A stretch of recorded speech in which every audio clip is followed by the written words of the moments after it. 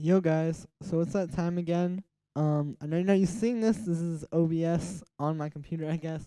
I just want to let everyone know I've just dropped a new preset pack for Ableton. It's got a bunch of Ableton racks. It's $20. You can check it out on my Bandcamp in the description below. If you like my first two Ableton rack packs, this one's a really good thing because you can just get like a ton of them here and be good to go. So check it out. It's in the description. Here's the video. Hey everyone, happy Friday. It's Julian. Jon Hopkins' new album just came out, and I'm going to show you how to make some music in the style of him. So to start off with, I have this project file. This is what you heard in the intro. It's 118 BPM, and as you heard, it's kind of like a housey beat, but by doing it at 118 BPM, it's a little bit slower, a little bit more like organic feeling.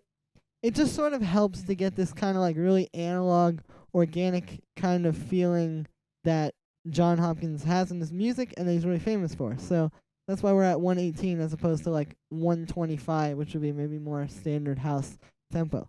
So to start off with, I have this synth. This is the first thing in here.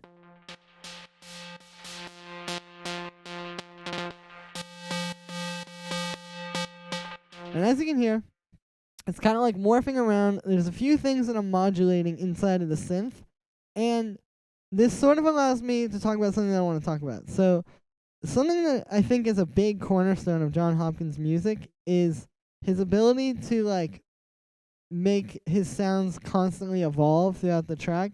And really, the only way to truly do this is with automation. So as you can see with this, I have like these two things automated. I have this macro in here that I set to a few things, the filter cutoff, and there was something else I set it to in here. If I really looked, I could find it. I think it's like the decay of some envelope or something. But yeah, so there's like a lot of modulation going on, and yeah, a lot of automation. So that's kind of the key here. So I have these like pretty big automations. There is this wavetable position 1, which you're seeing up top here, and then there's the macro, which is on the filter, and some other random thing that I can't find. And so the way I made this sound is I took like just a blank wavetable, and what I did was I made like I drew in a saw wave and a square wave, and then I just used this morph thing here. I think I did crossfade. I might have done spectral. You can play around with it. And what I did was I made these perfectly morph between a saw wave and a square wave. So now if you watch this, you see it like bounces around like that. And I got the inspiration to do this from his track Everything Connected, which is on the new album. There's like a synth very, very similar to this in that track, which does like the same kind of thing. It's like the filter is opening up and it's getting all crazy, and then it's closing, and it's switching between a saw wave and a square wave. So I wanted to kind of show you guys how to do that. Now, aside from that, what I did was I also put this little LFO on the coarse pitch of this oscillator. And all this is it's set to envelope mode, and it's like a really short little thing, just so you get like that little pluck. Let me see. And if I turn it off, you'll see what I mean, how it like adds the pluck. You see, when I have it on, there's like a little bit more of a click there. So that's kind of the idea. I just wanted this to have a little bit more of a click to it and be a little bit more punchy. Not over the top, but a little bit more punchy. On top of that, I've added a little bit of this bright white noise. And then I have the filter, which is being modulated twice. So it's being modulated once with this envelope, and then it's being automated as part of that macro 1. So you can see it's like opening and closing here. I guess you can't see it that much, but it's opening and closing. Aside from that, I have a high pass filter. That's what's on the macro, the second thing on the macro. And all that's doing is it's just giving it a little bit of like this high pass kind of sweep where I have a high resonance, so you get like that kind of like vowel-y kind of like undertone under everything, and it just sounded kind of nicer to me. This is one of those tricks that you can use to kind of take your synth sounds to the next level. Like, I could have just done this with a low-pass filter, but adding this high-pass filter added another dimension and added a more interesting sound to it. So that was the purpose of that. After that, I just have a little bit of distortion just to bring out the high-pass resonance, because without it, you don't quite get that sound as much. And it also just helps to kind of make the whole thing a little bit fatter. Yeah, and then after Serum, all I have is this echo preset from Ableton's Echo. It's called Delay Syndicate. It's right there under the vintage delays.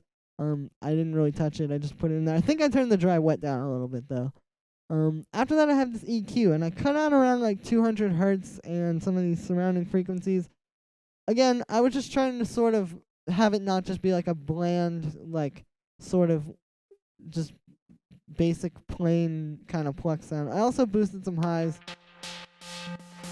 This doesn't do too much, but you can hear there's kind of like a little bit of resonance around 200 hertz.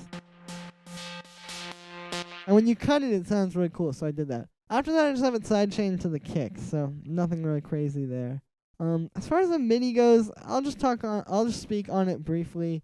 It's just this one F note, and you see I have all these different hits, and some of them are sort of off the grid, some of them are on the grid. I kind of just drew in these little like notes, and then after that I took them off the grid. So that's pretty much that sound. It's really not that crazy, but I wanted to recreate that, or at least try to recreate that one synth from Everything Connected. So there you go. So the next thing I have is the bass, and the bass is 2 layers, and it follows the same principle as this lead, where it's got a lot of automation and a lot of things sort of evolving and morphing over time. And that's really the key to this sound. And so what this bass is, it's this layer, and then this sub. Because the main bass didn't have enough sort of low end to it to really be like a thick bass sound.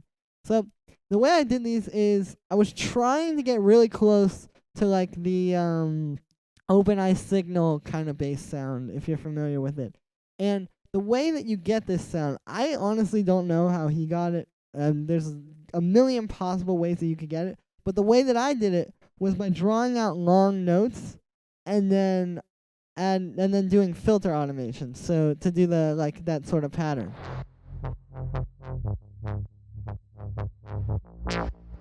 And then I added the 5th an octave up over all of these as well.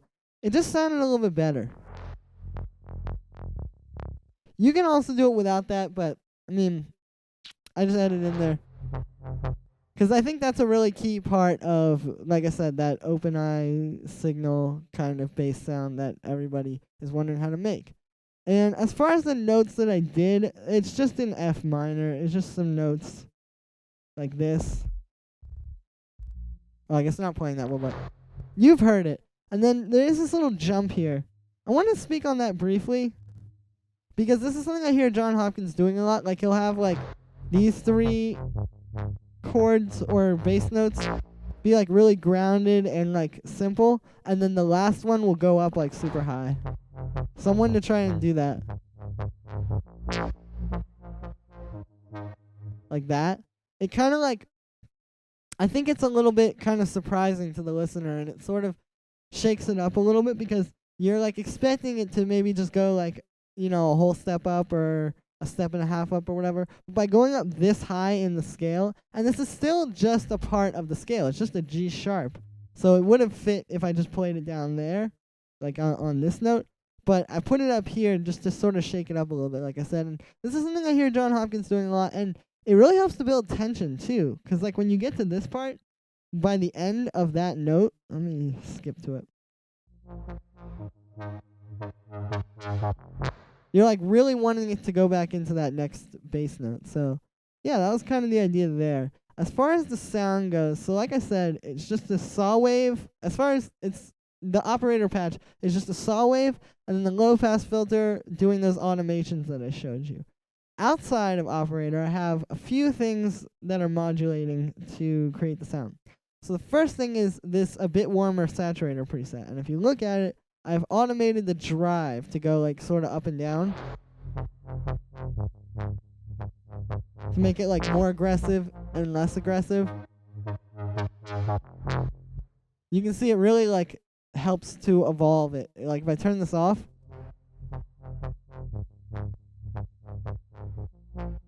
you just don't get any like, it doesn't get like harder as you feel like it's supposed to. But when you have this thing on,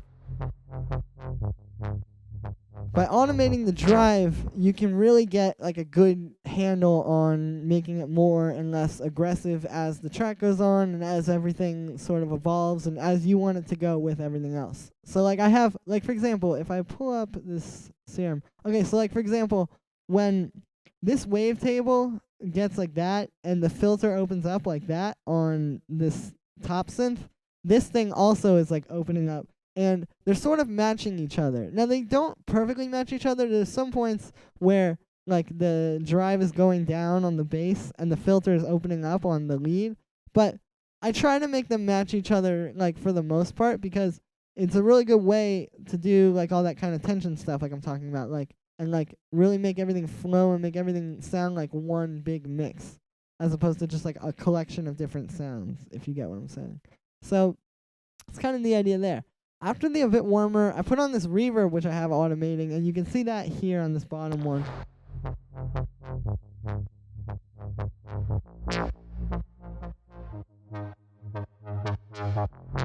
And that's just kind of like to wash it out at certain points and make it a little bit kind of nastier and weirder and just sort of give it like more, just more movement. Like it's really just all about, like I said, like with Jon Hopkins music, it's so much about like making your sounds like evolve and, you know, making them come to life and stuff throughout the track. So that's the idea here. And then I just have it sidechained to the kick, and then I have this EQ, which I'll show you before and then after. So I'm just using this to sort of almost like highlight the best parts of this sound, if that makes any sense. I'm using this to like, yeah, to bring out things that aren't as loud and cut out things that I don't want. So, I mean, I guess it's kind of the basic purpose of EQ, but that's the idea here as far as sound design is concerned. It just ties the whole thing together at the end. The sub is very simple. It's just that same bass line, but it's only the root notes. And then to get the same pattern in there, it's just a sine wave, but I kept the automating filter, so you can see it's doing the same exact thing as this bass. And it just gives it a little bit of movement because there are some, even though a sine wave doesn't really have any harmonics that this will be cutting out, when it gets to a certain level, it still cuts out some. So you still get that, like I said, that pattern with the bass. And then I just have A Bit Warmer on there. I didn't automate this one. This one is just to give it some more, like, sort of higher harmonics to glue it better with the other bass. And that's a very good technique. If you have, like, a sub and a mid bass, and you can really hear the difference between the two and they don't just sound like one bass, if you put some saturation on the sub, it'll glue them together better and they'll sound more like just one. So after that, I just have it sidechained to the kick. So that's pretty much the synths. The drums are actually pretty simple. There's also this layer of like effects, I guess. This like vinyl noise, which I just have sidechained to the kick. You can look at the project file and play around with that. That's very straightforward. It's just a sample of some vinyl noise, and I have it sidechained. Now the drums all together plus that sound like this. Just really simple house drums. So the way I made these is there's this hi-hat. This is like the first thing I'll show you. And I just put this echo on it because it was just a little bit too dry without it. Like, another thing about like Jon Hopkins drums is he's really good at like saturation and like analog sounds and like just like I keep saying, like analog organic kind of sounds, I guess. And so you sometimes have to put effects on your sample pack sounds to make them have that feel. And that's what I did with this. This was just a sample pack hi-hat, and by adding this, it really brought it to life more and just made it feel more at home in this kind of track. Next thing is a snare, I think. Yeah, it is. Okay, and then I have this echo on here, which automates like on and off at certain points. I'll show you here. It's very subtle, but it's just adding a little bit of an extra element over top of just like this bland basic snare. And it's like I said, it's like you just want to have things that are like moving around and are subtle, and by having a lot of subtle things, you make one big, very in-your-face picture, so to speak. And this is just like a little rim shot sound that I found in some Vengeance pack. Let me show you. Okay, the next thing is the kick. I didn't do anything to that. And the only thing I can really say about the sample selection here is, like I was saying with the hi-hat and the snare, is like, you just want to go for really organic, analog, kind of like warm sounds. Like, I wouldn't use like a dubstep kick here, for example. Or I wouldn't even use, like a super EDM kind of like progressive house kick. Like, this kind of kick is perfect for this kind of track, because it just gives you that low-end thump. You're not looking for like the click in this track like you would with, like I said, like an EDM kind of kick, or like, I don't know, like some kind of big room kick or something. With those, like, you need the click and the body. With this, you just want that like thump kind of body part of the kick. So this subby kick worked. And you can always just take a regular kick sample and like put a low pass filter on it as well, but I just like this sample a lot. And the last thing is this little cool percussion layer I made that I actually do want to show you guys. It's a little bit of a technique. I've shown this in another video before, but I did it in a little bit of a different way here. So what this is this. I'll play it on its own. When you hear it on its own, you're probably like, oh, that's what that is. It's sort of meant to be like a shaker or like a second hi-hat.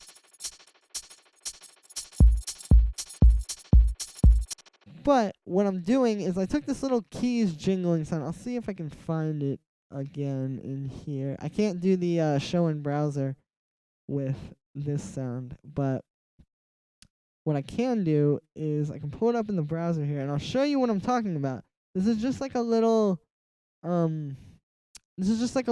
key jingling sample, and I put it in the granulator and used the spray knob to make it like this little percussion thing that's always changing. So this is the original sample. If I turn it up. So you can see these lines are like bouncing around the sample. And what that is, that's what the granular synth does. So if you don't know what a granular synthesizer is, it is basically a sampler, but it plays back different parts of the sample at different times. A sampler just plays through it from start to finish, or from start and then reverse, like whatever kind of weird stuff. But this thing just kind of plays it at random parts. And so it's a really cool way to make these kind of like percussion layers, because it's never going to be exactly the same. And you get some like nice kind of human randomness to it that is very important in this style of music. Like, you don't want it to just be entirely programmed automation. You gotta have some ways where it's like still sort of up to chance. And so stuff like this really helps. So that's pretty much that. All I did was I just put on this EQ, because there was like kind of a whistly frequency around here, so I wanted to cut it out. You probably can't hear it, but when I was listening to it at full blast, I could hear it. And then I just have it sidechained to the kick. So that's really that, guys. The main things I want you to take away from this are like I said, like the organic and raw sounds, and how important automation is, and how important like really trying to make things build over time is, as opposed to just having them stay just like, the same or whatever. That can be cool too. But for this type of music, you got to do all this kind of stuff like I was doing with this synth. So if you like this video, let me know. Download the project file and the samples in the description. They're there, free download. Check out my sample packs. They're my paid ones. Check out my new preset pack. It's really cool. I think you'll like it. Let me know what you think about this video. I think I just said that already. Like this video. Subscribe. Share this video. Check out my socials. And I will see you guys again tomorrow for another tutorial. Peace.